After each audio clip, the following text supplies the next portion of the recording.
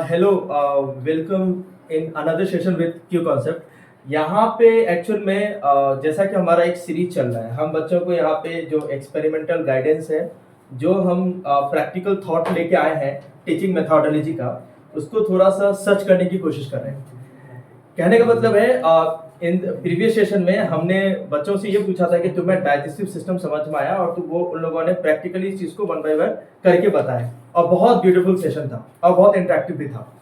आज हम सेकेंड हमारा जो एक सिस्टम है जो कि रेस्पिरेटरी सिस्टम है, इसकी क्या जरूरत है, ये कैसे काम करता है, इसके डिफरेंट पार्ट्स हमारे वही 10th स्टैंडर्ड के बच्चे बताएंगे। बस इस बार बच्चों को मैंने बदल दिया क्योंकि मुझे सभी को वन बाय वन करके चेक करना होता है।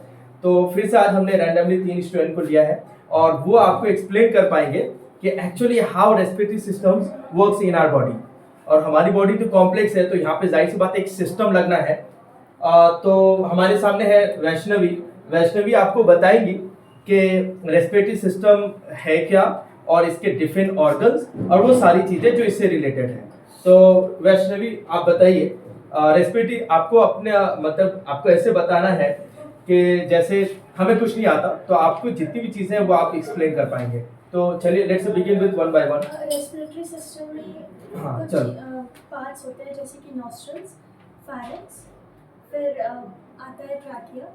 आप उस चीज को दिखाकर बता देंगे तो ज्यादा समझ में आएगा। ये नॉस्ट्रल्स होता है। ये नेसल पैसेज है।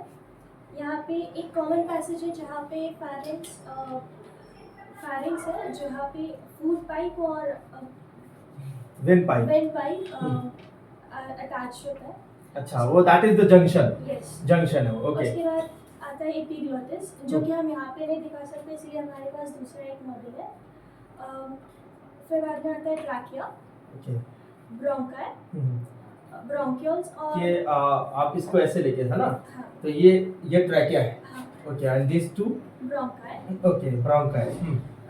ये होता है ब्रोंक्यूल्स, और उसमें टाइनी बहुत सारे एयर साइक्स स्ट्रक्चर होते हैं जिन्हें हम एल्वेओलाई भी बोलते हैं। ओके। नोज के कुछ मतलब नोज में हेयरी पार्ट होता है जहाँ पे म्यूकस और कुछ ग्लैंड्स होते हैं, जैसे कि सीलिया। ओके, सीलिएटेड एपिथेलियम है और साथ ही साथ म्यूकस जो कि म्यूकस सीक्रेटिंग ग्लैंड भी है। हाँ, ठीक है। जो कि प्रिवेंट करता है डस्ट पार्टिकल्स और माइक्रोब्स को। फिर बाद में आता है फैरिंक्स, जो कि वेंट पाइप और फूड पाइप का एक कॉमन पैसेज होता है, जहाँ से इसोफेगस की पीछे वेंट पाइप होता है, जो कि फिर आगे जाके एपिग्लोटिस में। ओके। यहाँ तक चूंकि जैसा कि वैष्णवी ने बताया कि एक तो उन्होंने आपको एक शॉर्ट ब्रीफ ये दिया है कि नॉस्ट्रल्स हैं, फिर उसमें एपिथेलियल एक एपिथेलियम है जिसको सीलिएटेड एपिथेलियम कहा जाता है। साथ ही साथ उन्होंने ये बताया कि ग्लैंडुलर एपिथेलियम भी है जो कि म्यूकस सीक्रेट कर रहा है, और इन दोनों ही की वजह से जो डस्ट पार्टिकल्स है एयर में वो ट्रैप हो पाते हैं, वो फिल्टर हो पाता है। यू माइट से बहुत इजी है इस चीज को समझना। और साथ ही साथ जो म्यूकस है वो कुछ जो हमारे एटमॉस्फेयर में जो माइक्रोब्स हैं उनको किल कर देता है। ठीक है, तो ये तो यहाँ पे एक काइंड ऑफ फिल्टर है, नेचुरल फिल्टर। मजे आया। उसके बाद वो ये कह रही है कि एयर यहाँ से नॉस्ट्रिल से पास होता हुआ फैरिंग्स में जा रहा है, जो कि जंक्शन है दोनों ही फूड पाइप और विंड पाइप दोनों ही का। आप इसे ओरोफैरिंग्स और आप इसको नासोफैरिंग्स दोनों ही के आप कह सकते हैं, दोनों का जंक्शन है। वहां से चूंकि हम चीजें नीचे नहीं देख पाएंगे क्योंकि ये पूरी सॉलिड बॉडी है। ठीक है, तो इसे देखने के लिए हमारे पास एक नेक्स्ट मॉडल है, इसमें आपको वैष्णवी बता पाएंगे। वैष्णवी के अकॉर्डिंग अब इसके पार्ट का जो हिस्सा है वो हम यहाँ पे देख पाएंगे, उसके बाद फिर ट्रैकिया और फिर फर्दर डिवीजन पार्ट। तो ये है आपके पास, आप इसमें क्या बताने वाले हैं और क्या दिखाने वाले हैं? वैष्णवी आप खड़े होकर दिखाएंगे, कैमरे में तो क्लियर विजिबल हो पाएगा। तो ये वैष्णवी ने ट्रैकिया की ऐसी तैसी कर दी है, दो कर दिया है, तो बताइए क्या है? ये एपिग्लोटिस होता है, जो कि प्रिवेंट करता है फूड वेंट पाइप में जाने से। अच्छा। ये वॉइस बॉक्स होता है, जिसको हम लैरिंग्स से बोलते हैं। लैरिंग्स भी बोलते हैं। ओके। और उसके बाद हाँ, साथ ही में ये एडम्स एप्पल होता है जो कि मेल्स के केस में ज़्यादा दिखने के लिए मिलता है। ओके, अच्छा, हाँ, यहाँ पे जो Adam's apple out bulge part हो गया ये। Yes. हाँ, हाँ। फिर ये आता है ट्रैकिया, हम्म, जहाँ पे इनकम्प्लीट सी शेप्ड कार्टिलेजस रिंग्स होते हैं जो कि प्रिवेंट करते हैं कोलैप्स होने से। ओके। फर्दर फर्दर फर्दर हम यहाँ पे आते हैं जो ठीक है, हम इसको विदाउट स्टैंड देख लेंगे तो इजी रहेगा। हाँ, ये ट्रैकिया आगे थोरैक कैविटी में डिवाइड होता है ब्रोंकाई में, जो कि लेफ्ट वाले लंग में 2 लोब्स में डिवाइड होता है। और हम यहाँ पे देख पाएंगे जैसा कि वैष्णवी बता रही है 2 लोब्स में। ये जो ब्रोंकस है ये 1 और 2, ये 2 लोब्स में लेफ्ट वाले लंग्स में डिवाइड हो रहा, और राइट वाले लंग्स में 3 लोब्स में डिवाइड होता है। वो क्या देखते आएगा इधर से? हाँ, ये देखते आएगा कुछ, आप देख पाएंगे यहाँ से। अगर मैं इसे साइड करूँ आप देख पाएंगे एक लोब्स यहाँ पर है, दूसरे लोब्स यहाँ पे और तीसरे लोब्स हैं। तो राइट में ये 3 पार्ट में डिवाइड हो रहा है और लेफ्ट में ये 2 पार्ट में डिवाइड हो रहा है। ओके। और ये जो ब्रांचेस है उससे हम ब्रोंकियल्स भी बोलते हैं। अच्छा, ये जो फर्दर डिवीजन है, ये जो एकदम ट्री लाइक ब्रांचिंग हो रहा है, तो इसे हम ब्रोंक्यूल्स कहते हैं। अच्छा। और इसी में टाइनी सैक्स लाइक स्ट्रक्चर होते हैं जिन्हें हम एल्वोलाई कहते हैं। यहाँ पे हमने थोड़े बलून्स लेके दिखाया है क्योंकि आप समझ पाओ। फिर उसके बाद यहाँ पर ये जो पार्ट है अकॉर्डिंग टू कि ये एक एल्वोलस है ना? लमसम कितना एल्वोलस होता है अगर दोनों ही लंग्स में मिला जाए? 750 मिलियन लंग्स है। ओके, इतने ज्यादा लंग्स की जरूरत क्या है? ज्यादा से ज्यादा गैसेस एक्सचेंज हो। अच्छा, इन सभी 750 मिलियंस को ये जो एल्वोलस है, अगर मैं इसको एकदम पंक्चर करके एक एरिया में बदल दूं तो लमसम कितना एरिया मिलेगा हमें?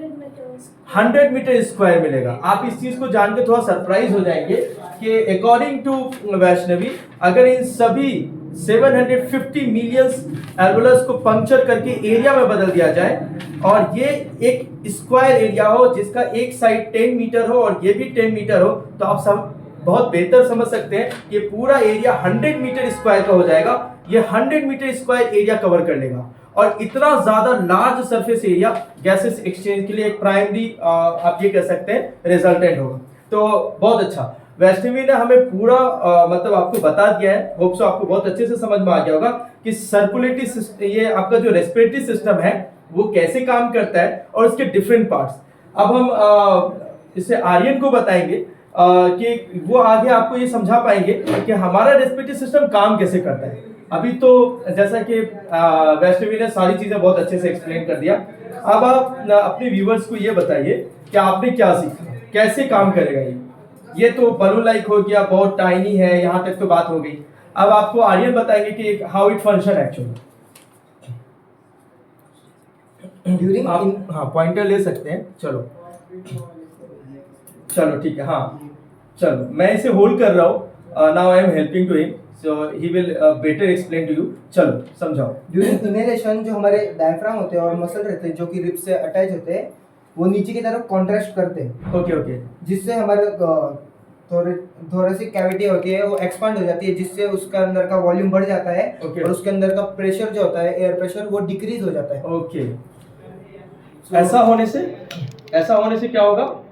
ऐसा होने से जो मतलब एक्सपांड होगा, अंदर जगह बन जाएगी, ताकि जो हमारे आजू बाजू में जो हवा है उसका जो प्रेशर रहता है वो अंदर के प्रेशर से ज्यादा रहता है। सो बाहर की हवा अंदर चली जाती है थ्रू नॉस्ट्रिल्स, ट्रैकिया और ब्रोंकाई, फिर ब्रोंक्यूल्स, फिर एल्वोलाई में आ जाती है। फिर एल्वोलाई उसमें से जो ऑक्सीजन होता है वो ब्लड में डिफ्यूज कर देता है।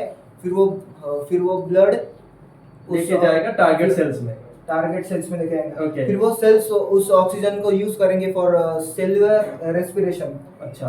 फिर इसके बाद होता है एक्सहेलेशन। इस एक्सहेलेशन में होता है कि जो मैं थोड़ा यहाँ पे आपसे ये जानना चाहूंगा, अभी तक जो जितनी चीजें आपने बताया that was a half part of, है ना, विच हाफ पार्ट ऑफ ब्रीथिंग के 2 पार्ट हो गए इनहेलेशन। अभी तक तो आर्यन ने इनहेलेशन को आपको बताया कि कैसे एयर जो है, कैसे एक्चुअल में एयर इनहेल कर रहे हैं, और इनहेल के पूरा आपको बताया कि किस तरह से डायफ्राम कॉन्ट्रैक्ट हो जाएगा, इसके वॉल्यूम से इंक्रीज हो जाएंगे, बाहर के प्रेशर से अंदर का प्रेशर कम हो जाएगा, due to pressure difference air in हो जाएगा। अब उसके बाद फिर वहां से डिफ्यूज्ड होकर कैपिलरीज की हेल्प से वो आपको चला जाएगा सेलुलर रेस्पिरेशन प्रोसेस के लिए। फिर वहां से वो प्रोसेस के बाद बाई प्रोडक्ट कार्बन डाइऑक्साइड बनेगा। उसके बाद अब वहां से जब रिटर्निंग आएंगे तो ये पार्ट ऑफ एक्सेलेशन को जाएगा। क्लियर? तो आप एक्सेलेशन में बताइए। एक्सेलेशन में होता है कि जो कार्बन डाइऑक्साइड होता है अभी उसको हमें बाहर निकालना होता है क्योंकि बॉडी में उसका कुछ काम नहीं रहता है। ओके। तो इसके बाद जो कॉन्ट्रास्ट जो रिब्स रहते हैं मतलब डायफ्राम वो अपने नॉर्मल शेप में आ जाता है, जिसकी वजह से यहाँ का वॉल्यूम कम हो जाता है, डिक्रीज हो जाता है और अंदर का जो प्रेशर होता है वो बाहर के कंपैरिजन में ज़्यादा हो जाता है। तो इसकी मदद से जो अंदर के जो कार्बन डाइऑक्साइड होता है वो अपने ट्रैकिया और नॉस्ट्रल्स के थ्रू बाहर निकल जाती। और एक ब्रीदिंग एक इनवॉलेंट्री एक्शन है और जो ब्रीदिंग रेट है वो अपने ब्रेन के अंदर रेस्पिरेटरी सेंटर रहता है, वहाँ से अपनी ब्रीदिंग रेट कंट्रोल होती है। अच्छा। और क्या है लमसम ये ब्रीदिंग रेट 1 मिनट में कितना हो जाता है? In adults it is something 15 to 18 times अच्छा। Per minute. अच्छा, 1 मिनट में करीब 15 से 20 टाइम हो जाता है। हाँ। इनहेलेशन एक्सहेलेशन एक साइकिल कंप्लीट होता है। Very good. हम ये बहुत अच्छे से समझ पाए। होप सो कि आपको भी समझ में आ गया होगा कि रेस्पिरेटरी सिस्टम कैसे काम करता है। ये कंप्लीट जो हमारे पास मॉडल है, जो 3D मॉडल है, बहुत अच्छे से समझ में आता है। इन स्टूडेंट्स को भी समझ में आता है और मुझे बहुत खुशी होती है कि ये लोग इतना प्रैक्टिकली इस चीज को क्लोजली ऑब्जर्व कर पा रहे हैं। एटलीस्ट ये एंजॉय तो कर पा रहे हैं इस चीज को। अब हमारे पास ये सब सारी चीजों के बाद कुछ क्रॉस चेक है। क्रॉस चेक यूं तो बायोलॉजिकल जो नेचुरल फिनोमेना है, ये जो ब्रीथिंग हो गया, चूंकि जैसा कि अभी आर्यन ने बताया कि इनवॉलेंट्री है, अपना तो कंट्रोल है नहीं। ठीक है, तो क्वेश्चन ये है कि जैसा कि आर्यन ने एक्सहेलेशन में एक चीज मेंशन किया था, आपको ये बताया था कि व्हाइल एक्सहेलेशन कार्बन डाइऑक्साइड के कॉन्सेंट्रेशन ज्यादा होते हैं। क्लियर? तो उस चीज को प्रैक्टिकली देख लेते हैं। प्रैक्टिकल दिखाने के लिए हमारे पास है आज आर्या चास्कर। वो आपको बहुत अच्छे से मतलब प्रैक्टिकल आपको डेमोन्स्ट्रेट कर पाएंगे कि सच में जब हम एक्सहेल करते हैं तो उसमें कार्बन डाइऑक्साइड ज्यादा होता है। पूरा A to Z वो आपको एक्सप्लेन करेंगे। तो आर्या, कैसे आप बता पाएंगे कि जो बात आर्यन ने कहा है कि एक्सहेलेशन में कार्बन डाइऑक्साइड का कॉन्सेंट्रेशन ज्यादा होता है, इस बात को आप प्रैक्टिकली सर्च करके बताइए। तो यहाँ मैंने 2 टेस्ट ट्यूब्स लिए हैं। इसमें मैंने कैल्शियम ऑक्साइड का सॉल्यूशन बनाया जो कैल्शियम हाइड्रोक्साइड बनता है। इसमें अभी कैल्शियम हाइड्रोक्साइड है, आप दोनों टेस्ट ट्यूब में देख सकते हैं। इसमें भी कैल्शियम हाइड्रोक्साइड है, इसमें भी कैल्शियम हाइड्रोक्साइड है। कैल्शियम हाइड्रोक्साइड की एक स्पेशल प्रॉपर्टी होती है, वो कार्बन डाइऑक्साइड के साथ रिएक्शन करके कैल्शियम कार्बोनेट बनाता है। जो कैल्शियम कार्बोनेट है वो मिल्की कलर का होता है। तो हम इसमें फूंक मार के देखेंगे कि सच्ची में हम जो एक्सेल आउट एयर कर रहे हैं उसमें कार्बन डाइऑक्साइड होते हैं नहीं, और उसका कंपैरिजन हम इस एयर से करेंगे कि सच्ची में हमारे जो ब्रीदिंग की रेट है उसमें कार्बन डाइऑक्साइड ज्यादा होते हैं नहीं। तो सबसे पहले हम देखेंगे। ओके, मैंने दोनों ही में सेम सॉल्यूशन है आर्या? दोनों में सेम सोल्यूशन है, दोनों में कैल्शियम हाइड्रोक्साइड का ही सोल्यूशन है। तो अभी इसमें एयर एटमॉस्फेरिक एयर है, मैं इसमें डालूंगा और ये बबल्स हमें दिख रहे हैं, ये एयर के बबल्स है। लेकिन इसमें कोई कलर चेंज नहीं हुआ। इसमें कुछ कलर चेंज नहीं होगा। पर अभी मैं इस टेस्ट ट्यूब को देखूंगा और इस टेस्ट ट्यूब में फूंक मारूंगा।